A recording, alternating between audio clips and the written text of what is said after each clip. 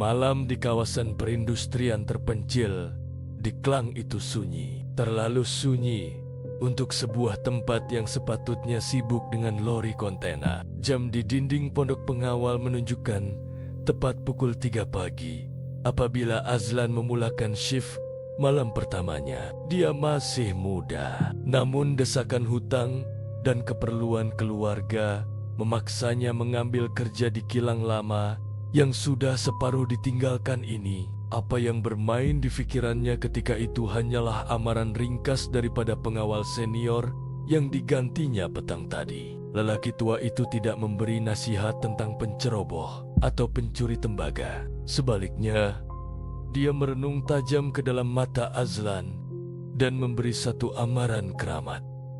Jangan sesekali tidur. Dia menegaskan bahwa pantang larang itu bukan peraturan syarikat, tetapi peraturan tempat ini. Azlan Kuba memberanikan diri, menganggap ia hanya gurauan untuk menakutkan pekerja baru. Namun, apabila dia duduk bersendirian di pondok yang suram itu, dikelilingi oleh bangunan kilang yang gelap gelita, dia mula merasakan beratnya amaran tersebut. Naluri hatinya berbisik bahwa ada sesuatu yang tidak kena dengan tempat ini. Azlan mencapai lampu suluh panjangnya dan memulakan rondaan wajib ke dalam kawasan kilang.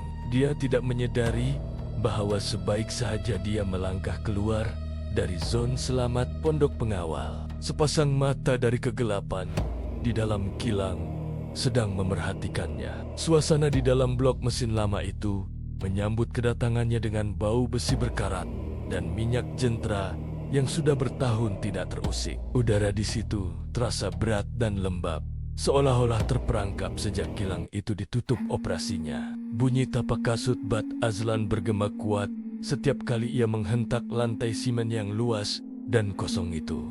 Gema itu melantun jauh ke setiap sudut gelap, seolah-olah mengumumkan kepada seluruh penghuni Hype bangunan itu bahwa ada orang asing yang berani menceroboh masuk. Azlan menyuluh ke kiri dan kanan.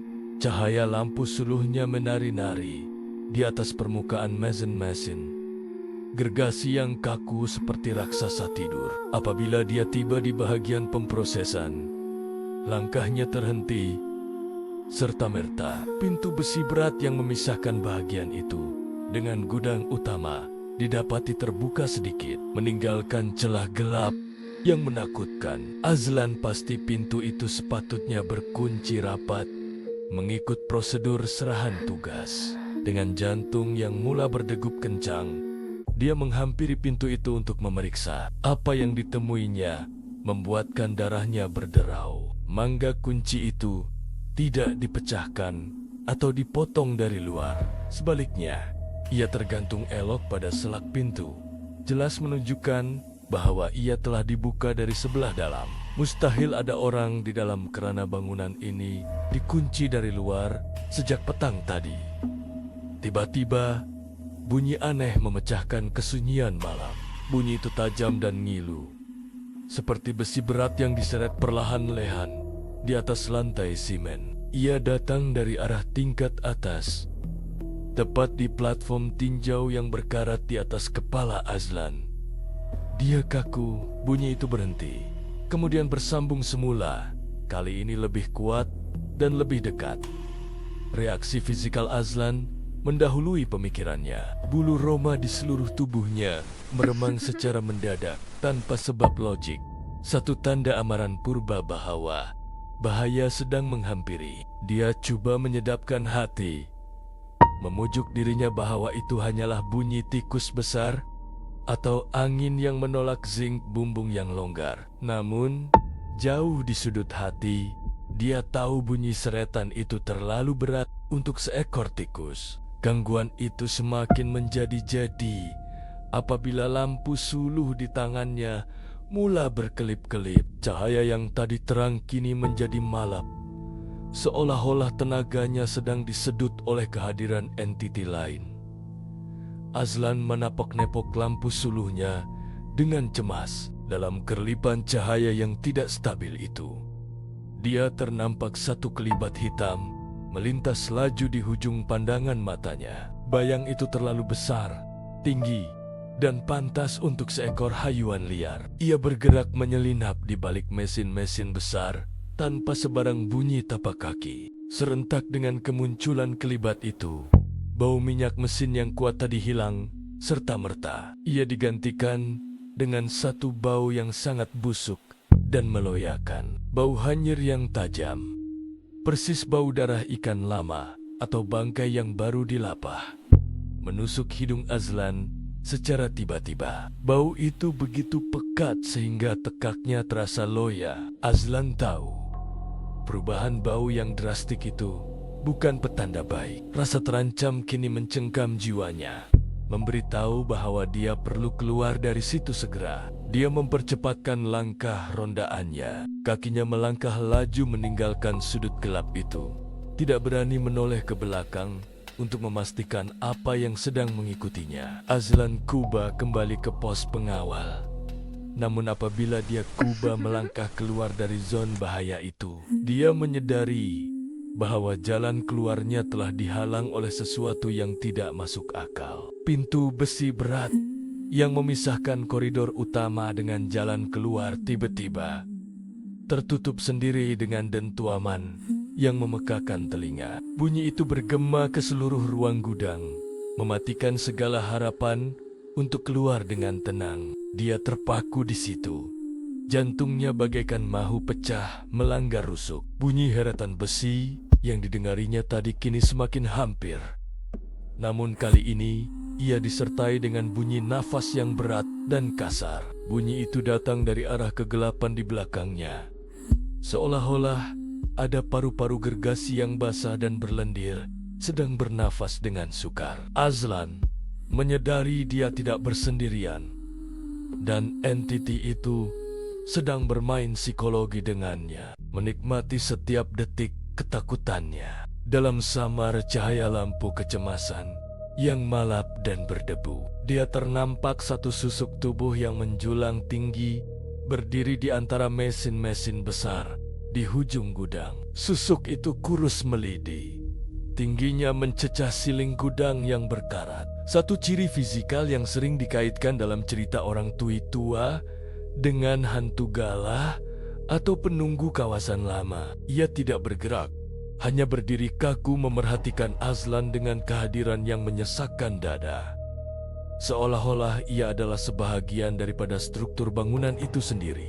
Kesadaran ngeri mula merayap ke dalam minda Azlan, membekukan darahnya. Dia sadar bahwa entiti itu tidak menyerang kerana dia tertidur atau melanggar peraturan kerja seperti yang disangkanya. Ia marah kerana Azlan telah menceroboh masuk ke dalam kawasan larangan yang sudah lama menjadi miliknya tanpa izin. Detik cemas itu memaksa Azlan bertindak pantas. Dia terpaksa menyembunyikan diri di sebalik timbunan tong drum minyak lama yang berkarat, berharap tubuhnya yang kecil dapat dilindungi daripada pandangan makhluk itu. Dia menekuk mulutnya dengan tangan yang menggigil. Kuba menahan napas agar bunyi hembusan nafasnya sendiri tidak mengkhianati kedudukannya. Bau karat dan minyak dari tong drum itu menusuk hidung, bercampur dengan peluh ketakutan yang mengalir deras di dahinya. Suasana menjadi sunyi seketika, satu kesunyian yang menekan gegendang telinga sebelum dipecahkan oleh suara ketawa halus yang bergema di sekeliling gudang itu. Ketawa itu berbunyi sinis dan tajam, seolah-olah mengejek ketakutan Azlan yang sedang bersembunyi seperti seekor tikus yang terperangkap. Azlan memejamkan matanya ropet-ropet. Mulutnya terkumat kamit membaca segala ayat pelindung dan potongan doa yang dia ingat dalam keadaan menggigil ketakutan. Namun, bacaannya tersekat-sekat, lidahnya keludek rasa takut yang melampau, manakala pikirannya menjadi kosong. Serangan psikologi itu memuncak ke tahap yang tidak tertanggung apabila Azlan terasa satu hembusan nafas panas menyentuh tepat di belakang telinganya. Udara di sekelilingnya menjadi panas secara tiba-tiba, dan bau hanyir darah busuk itu kini begitu dekat sehingga dia boleh merasanya di hujung lidah. Dia tahu entiti itu sudah berada battle-battle di belakangnya, membongkok dari ketinggian siling untuk berbisik kepadanya. Tanpa berpikir panjang, Azlan nekat. Dia bingkas bangun dan berlari sekuat hati merempuh kegelapan tanpa menoleh ke belakang, walau sesaat pun. Walau apapun suara yang memanggil namanya, dia dapat mendengar bunyi heretan besi itu mengejarnya dengan pantas. Semakin rapat dan semakin ganas, Azlan melanggar kotak dan peralatan lama. Tidak mempedulikan rasa sakit di kakinya atau luka di badannya. Fokusnya hanya satu. Pintu kecemasan di hujung laluan yang bercahaya malam. Detik dia berjaya memulas tombol pintu kecemasan itu, terasa seperti satu keabadian. Tombol itu terasa licin dengan peluh tangannya. Pintu itu terbuka dengan sentakan kuat dan Azlan terpelanting keluar. Jatuh tergolek di atas jalan tar yang kasar di luar bangunan. Dia mengesot menjauhi bangunan itu dengan pantas. Nafasnya terkunggap-kunggap, mencari udara segar. Dalam keadaan terduduk di luar kilang, basah lencun dengan peluh sejuk, dia memandang kembali ke arah bangunan itu dengan mata yang terbeliak. Lampu kilang di dalam yang tadinya berkelip-kelip, kini terpadam sepenuhnya, secara serentak, meninggalkan bangunan itu berdiri kaku dalam kegelapan pekat.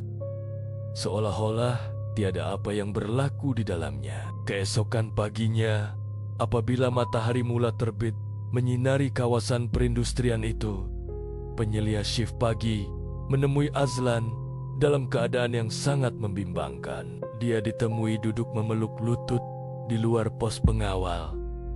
Wajahnya pucat lesi, seperti mayat hidup, dan matanya kosong, memandang ke arah pintu utama kilang. Azlan tidak menceritakan secara terperinci apa yang dilihatnya malam itu. Dia siolealah telah kehilangan kata-kata. Namun, sebaik sahaja dia mampu bersuara. Dia membuat keputusan muktamad untuk meletakkan jawatan sertimerta tanpa menuntut gaji 1 sen pun untuk kerja malam itu. Dia hanya mahu pergi jauh dari tempat itu. Hakikatnya, sejak kejadian itu, kilang lama di Klang tersebut kembali kosong tanpa pengawal pada waktu malam. Tiada siapa yang berani menggantikan tempat Azlan setelah mendengar desis-desis tentang apa yang menghuni gudang belakang itu. Selepas waktu tengah malam, kisah ini menjadi peringatan kepada kita semua dan kepada Anda yang sedang mendengar tentang risiko menceroboh kawasan yang sudah berpunya. Kadangkala, amaran orang lama bukan sekadar pantang larang kosong atau tahyul semata-mata, tetapi satu perlindungan nyawa daripada perkara yang tidak dapat dilihat oleh mata kasar. Jika Anda ada kisah seram yang benar, hantar kepada kami. Kita kongsi bersama. Jangan lupa tekan butang subscribe dan kongsikan pengalaman seram Anda di tempat kerja, di ruangan komen di bawah.